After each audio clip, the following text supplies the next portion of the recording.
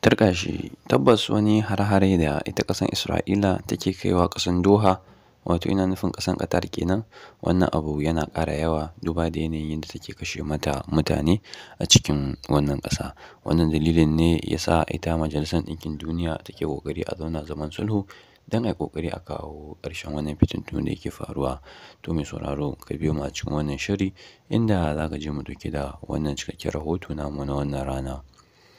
Alhamdulillahi nahmaduhu wa nasta'inuhu wa nastaghfiruh wa na'udhu billahi min shururi anfusina wa sayyiati a'malina.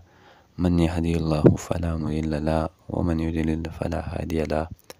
Ashhadu an la ilaha illallah wa ashhadu anna Muhammadan abduhu wa rasuluh. Amma ba'd, yan uwa, assalamu alaikum wa rahmatullahi wa barakatuhu.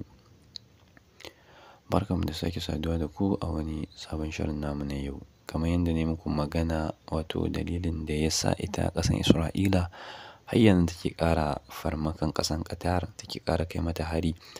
Wannan dalilai suna da yawa kamar haka. Mun san cewa tabbas ita ƙasar Isra'ila wato akwai wasu dakaru ne da take so ta ga ta halaka wato a cikin ƙasar Qatar. Wannan dalilin ya sa ta kai wannan hari zuwa ƙasar Doha, a inda yanzu maganar da ake yi ta kashe mutane sama da mutane 30, wanda kuma hakan ya tada hankalin ƙasar Qatar sosai. Wato ƙasar Qatar da ita ba ta yi shirin yin faɗa ba, ko kuma ba ta yi shirin mai da martani ba. Wato kwatsam sai aka ji kuma ƙasar Qatar ta fito tana magana akan wannan kisa da ake mata yayi yawa. Saboda ita ma tana yunƙuri don ƙara mai da martani, ko kuma ta ce za ta yaƙi ƙasar Isra'ila. To dama shi haka rayuwa yake yi, idan ka matsa wa mutum yana zaman lafiyan shi ka shakale shi, ko da ya yi haƙuri wani lokacin kuma zai gaza kasa yin wannan haƙurin, ya yi ƙoƙari ya ce shi ma sai ya ɗauka revenge, wato ya rama irin abin da kai mishi ko kuma abin da ya fi wanda kai mishi.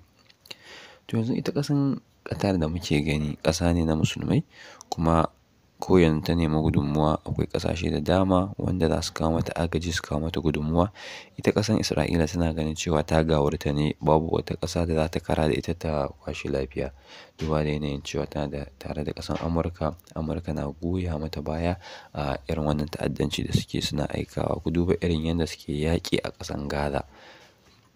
Ku duba mutanen Gaza yadda suka shiga halin ha'ula'i da damuwa da rashin kwanciyar hankali, ga yunwa, babu abinci.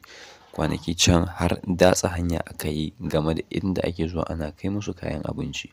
Kun ga wannan fa fitina ne. Idan ka tambaya menene musabbabin yaƙin nan, sai dai a yi ta kame-kame, amma babu wanda zai fito ya ce maka ga dalili mai ƙarfi da ya sa aka yi wannan yaƙin. Gashi yaƙi ya daɗe ana ta yi, yaƙi ci yaƙi cinyewa.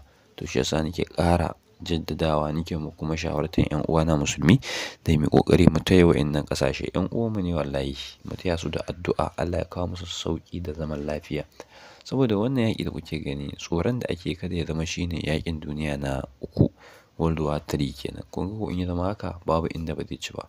Kada kai kana ganin wai kai kana Afirka ne, su ba wannan ƙasar suke ba, ka dinga cewa ai kai babu ruwanka. A'a, ɗan uwan musulmi ne, annabi ne ya faɗa mana haka. To idan suna cikin tashin hankali, mu yi ƙoƙari mu dinga taya su da addu'a har Allah ya ba su zaman lafiya, tunda babu abin da za ka iya musu da ya wuce wannan addu'an. To in kai sallah ka roƙi Allah, ko ma ba kai sallah ba, mu taya wa'innan 'yan uwa namu da addu'a, saboda mutanen nan suna cikin tashin hankali da rashin kwanciyar hankali. Ƙasar Isra'ila da kuke gani ƙasa ce ƙasar Yahudawa, wanda babu Allah a ransu gabaki ɗaya. Kuma dama Allah ya riga ya faɗa mana, ko da an dagargaza Isra'ila za ta ƙara tashi, it will rise again. To wannan dalilin ne ya sa suke ƙara cin karensu babu babbaka. Ba wai mun ce babu wanda ya fi ƙarfinsu ba ne, amma mai defeating ɗinsu sai ya shirya.